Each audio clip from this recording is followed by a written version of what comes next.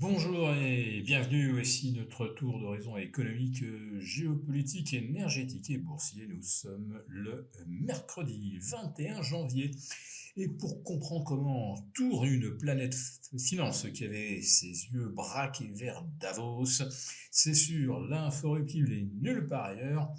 Et la chronique du jour, je vais l'intituler tout simplement ce que Trump vient d'exposer à Davos. Alors, on va commencer par un sujet qui nous concerne un peu plus, nous, Européens, à savoir les revendications de Donald Trump sur le Groenland. Donc, il a été questionné à plusieurs reprises d'ailleurs sur ce sujet durant sa grande conférence. C'était l'invité d'honneur. Alors pour quelqu'un qui pourfend le globalisme, se retrouver invité d'honneur, ça signifie tout de même qu'il y a une certaine forme de convergence quelque part entre le président des États-Unis et Larry Fink, le co-président du forum de Davos. Bon, les deux hommes se connaissent bien et d'ailleurs Trump n'a pas manqué de le rappeler. En ce qui concerne le Groenland, Trump prétend qu'il va faire une offre généreuse au Danemark qui se montre ingrat, une ingratitude qui en plus de ça constitue un problème géopolitique parce que, d'après ce que nous dit M. Trump, non seulement le Danemark n'a jamais rien fait pour le Groenland et les Groenlandais, historiquement, c'est pas facile à contester. Mais surtout, le Danemark n'a pas les moyens de sécuriser le Groenland comme peuvent le faire les États-Unis. Et ça, c'est un argument évidemment puissant. Et Donald Trump insiste sur le fait que lui, il a des projets pour le Groenland, alors que ni le Danemark ni l'Europe n'en ont à ce jour, sauf envoyer éventuellement 200 soldats supplémentaires.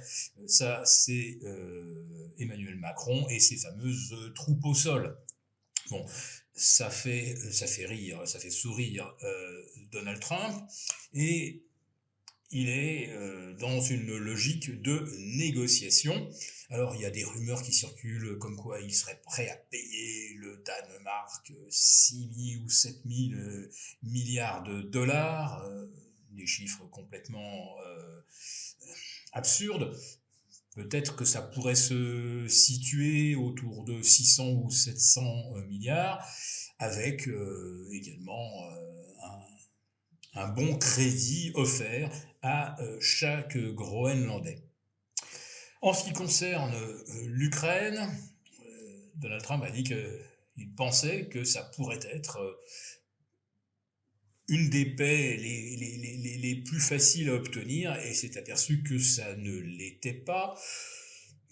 Les Européens en sont en partie responsables, car ils poussent Zelensky à se montrer totalement intransigeant, ne voulant pas négocier avec Poutine, jusqu'à d'ailleurs interdire de négocier avec lui. Et Donald Trump considère que cette position, cette haine viscérale qui anime Volodymyr Zelensky empêche effectivement l'arrêt de la guerre, une guerre comme il l'a rappelé, qui cause des centaines de milliers de morts chaque mois. Bon, à chaque fois, Trump exagère toujours un tout petit peu, mais comme il a dit, c'est un tsunami de morts sur le sol européen. Ah, et là, il en a profité pour expliquer que c'était notre guerre, pas celle des États-Unis, comme si l'avancée de l'OTAN vers l'Est n'était pour rien dans ce conflit, et comme si l'OTAN ne s'y était pas impliquée très fortement sous la présidence Biden. Donc Trump veut nous passer le mistigris en expliquant que c'est notre guerre et que sans les États-Unis, cette guerre aurait pu évoluer dans une troisième guerre mondiale, car grâce aux États-Unis, eh bien, cette guerre a pu être contenue aux frontières et même à l'est de l'Ukraine. Sans quoi, ça aurait pu dégénérer en quelque chose de beaucoup plus grave à son avis. Mais il dit que si la paix n'est pas signée, les choses peuvent encore très mal tourner. Alors, Volodymyr Zelensky avait dit qu'il ne se rendrait pas à Davos. Finalement, il y sera et Donald Trump a expliqué donc qu'ils allaient se rencontrer. Bon, s'ils ont décidé de se rencontrer, c'est que probablement il y a des avancées sur le dossier, sans quoi, effectivement, il ne se verrait pas. Est-ce que ça peut déboucher sur la paix ou un cessez-le-feu? Trump là n'a pas voulu s'avancer. En tout cas, il a de nouveau fustigé cette attitude de haine viscérale envers Poutine qui interdisait toute avancée. Donc peut-être que M. Zelensky a décidé de mettre de côté son sentiment personnel pour essayer d'aller dans le sens souhaité par Donald Trump. Alors, quelle est la réaction des marchés à toutes ces déclarations? Écoutez, pour l'instant, ça n'a pas l'air de vraiment rassurer. L'or bat un nouveau record à 4 880 $ l'once, l'or qui se rapproche du sommet de son canal qui est à 4 900, tandis que l'argent, lui, semble avoir trouvé une résistance ou avoir atteint un objectif à 95,5. Il s'est retrouvé bloqué durant de longues heures en début de semaine autour de 93,50, puis a percé vers les 95,5 et on revient maintenant aux alentours de 94,50. Si vraiment on pensait qu'il y avait une grande chance pour la paix, que la planète pouvait revenir à une logique de business plutôt qu'à une logique de poursuite du conflit, on peut imaginer que l'or se détendrait. Mais bon, ce qui sous-tend également la hausse de l'or et de l'argent, c'est l'endettement. Et la question a également été posée à Donald Trump sur l'endettement astronomique des États-Unis. Et Trump, on ne va pas dire qu'il a éludé la question, mais a rappelé que les États-Unis sont le moteur de l'économie mondiale. Bon. Quand on regarde la production industrielle, on serait tenté quand même de penser que c'est la Chine.